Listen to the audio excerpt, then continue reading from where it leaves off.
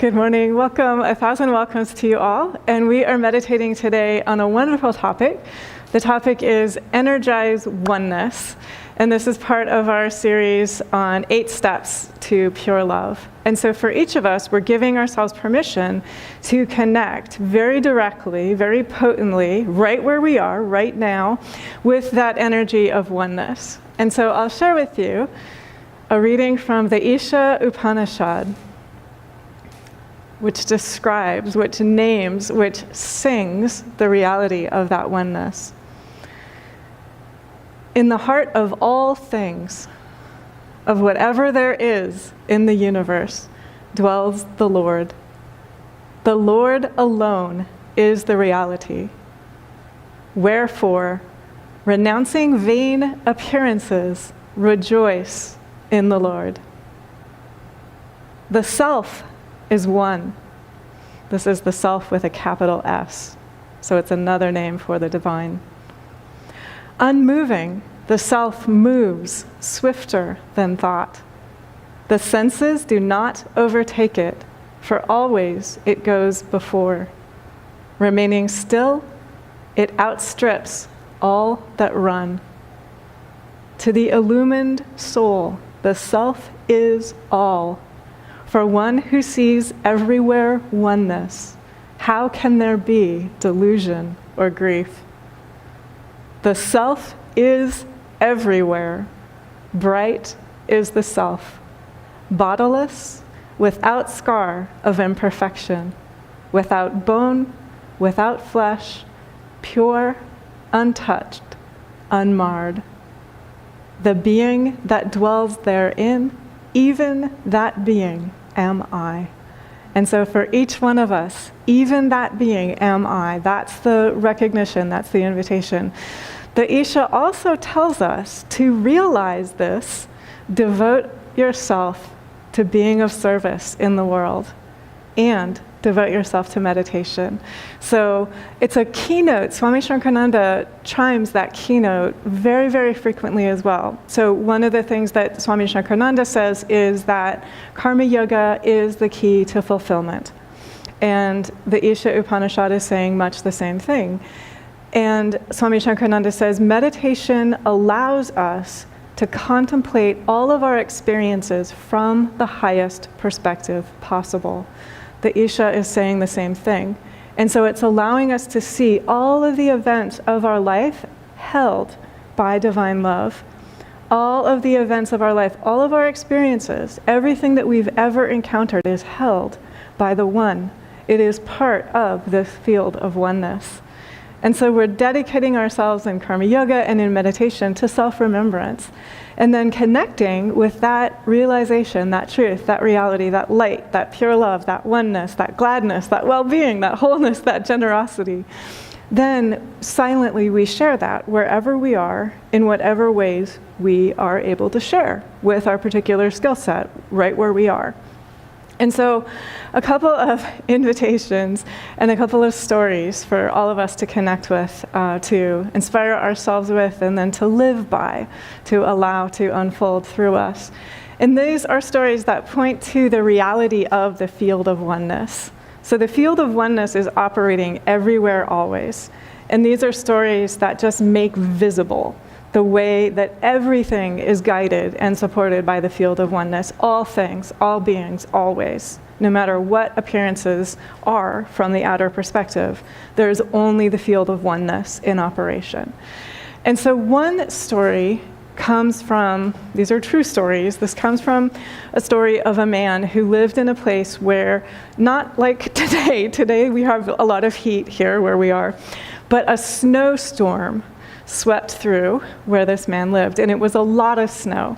And so say that the snowstorm swept through on a Friday, the phone lines went down, and the next day, it's Saturday, daylight comes, and the man says, okay, I'm going to go outside, I'm going to see what I can do to dig myself out of this snowstorm. So he's out there shoveling, and then he hears his phone ring. And so he goes inside, answers the phone. It turns out to be his brother who's on the phone. So he has this nice conversation with his brother. And then he goes back outside to resume shoveling, right where he had been shoveling, the power line came down. And so the phone call from his brother called him in away from that falling power line, which otherwise would have hit him. So he responded to the call that came through his brother, and we never only respond to a call that comes through our sibling. It's always the divine that is calling us through our sibling. It's always the field of oneness that is calling us through our sister, our brother, our friend, our partner, our parent, our child, whoever it is that seems to be calling us. It's always the divine. So stay with me. A couple days later, the phone company, the technician comes out to restore the telephone service. And the man is talking to them and he says, yeah, so I lost telephone service on Friday when the storm came through, and it hasn't worked then, except for once on Saturday. My brother called, and my brother was able to call me one time on Saturday. And the technician from the phone company gave him a funny look, and he said, sir, that's not possible. There has been no telephone service in this area since Friday. So the field of oneness is always able to reach us. The field of oneness is always calling. And the human lines of communication are just vehicles for the field of oneness. The field of oneness operates with human lines of communication and independent of human lines of communication. So for each of us, we are inviting ourselves to open to the ways in which the divine is always calling us. The divine is always singing to us.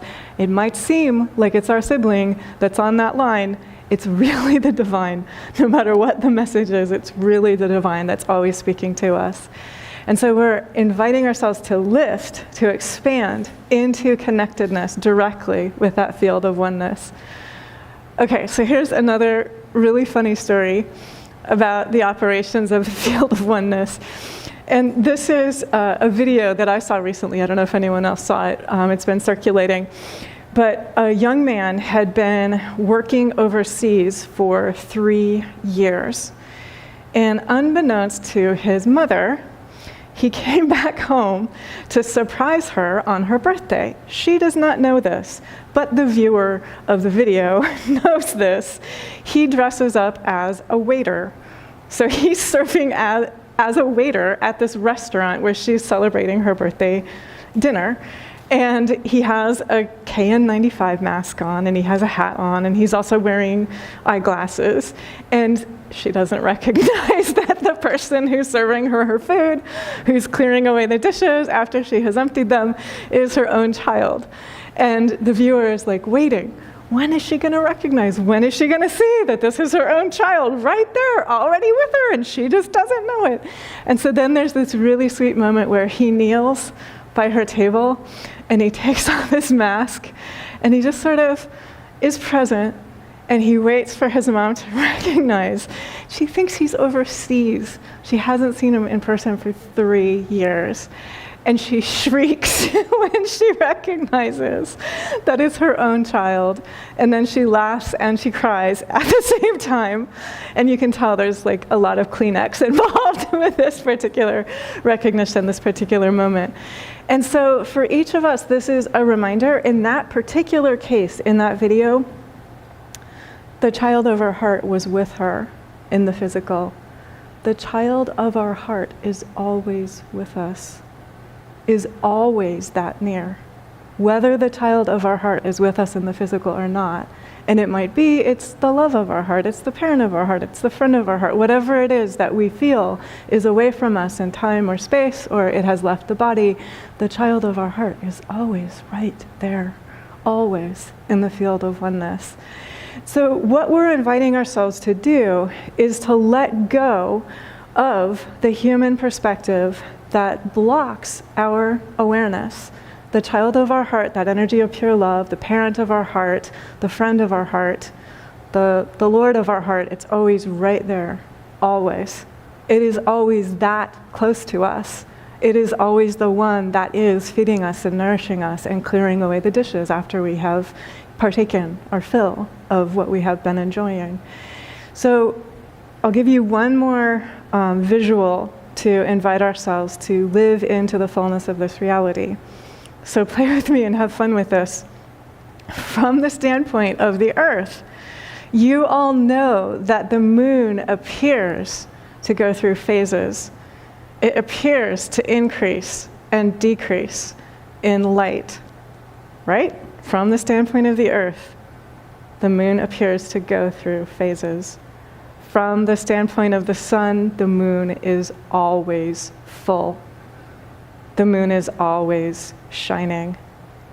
Because the sun is broadcasting light, the sun sees only light. And so for each of us, that is what we are invited to do. We are invited to connect with that reality. See things from the standpoint of the sun. See things from the standpoint of the soul. So no matter what human experiences we or others appear to be going through, and I will just acknowledge, humans go through horrific experiences from the standpoint of the earth.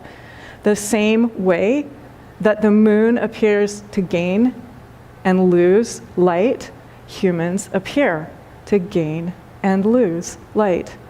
It is absolutely true from the standpoint of the earth. From the standpoint of the sun, from the standpoint of the one, you are pure light always.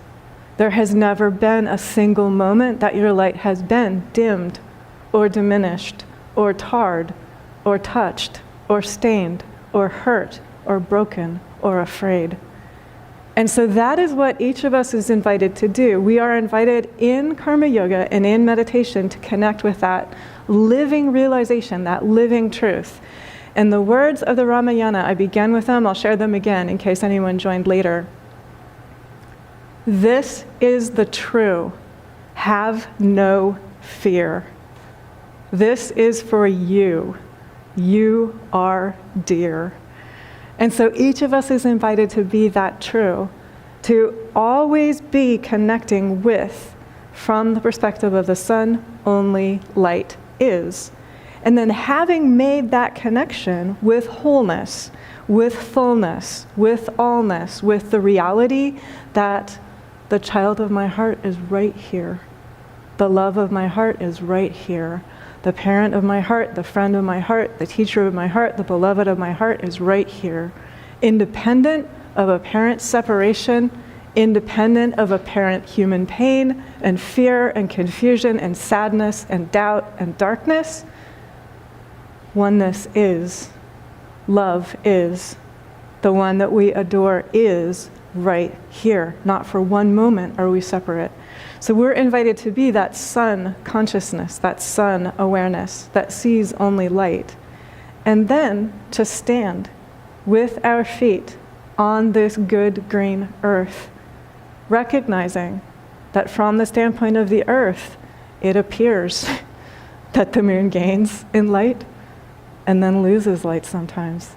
And we are invited to acknowledge that, to be present and respectful and caring and aware and responsive for those who are experiencing that appearance, while always being steady, being the energy of robust love in that light, that from the perspective of the sun, only light is. Light is all, and light is always here. And when that happens, then we are remembering a couple of things that the Ramayana reminds us. And the Ramayana reminds us in many different ways. One of the ways that the Ramayana reminds us of this realization is through the character of Hanuman. And so just a couple of phrases describing Hanuman. The Ramayana says, Hanuman will take your sad tune and make a happy dance. And so whatever that energy of sadness is that humans are capable of experiencing the same way that it appears like the moon goes through these phases, Hanuman is the energy of inner strength and the energy of devotion to pure love. So when each of us connect with the energy of inner strength and devotion to pure love, watch what happens to the sad tune. It becomes a happy dance. And so each of us is invited to do that for ourselves and then to be that ability to transform, to just silently be right in the midst of our daily life, that attesting that this is possible, that it is possible to be in a human body and to remember that from the standpoint of the sun, the moon is always full. Another thing that Hanuman experiences, and this is, we're inviting ourselves to remember this for ourselves, to be this for ourselves, and then we can share this with friends, as friends are open and ready. Hanuman forgets his own inner strength. Hanuman is the child of the wind, and he forgets his own inner strength. And his friends have to remind him.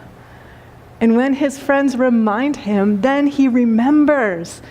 Inner strength, limitless inner strength is within me. And this energy of pure devotion is within me. In Hanuman's case, he's devoted to Ram.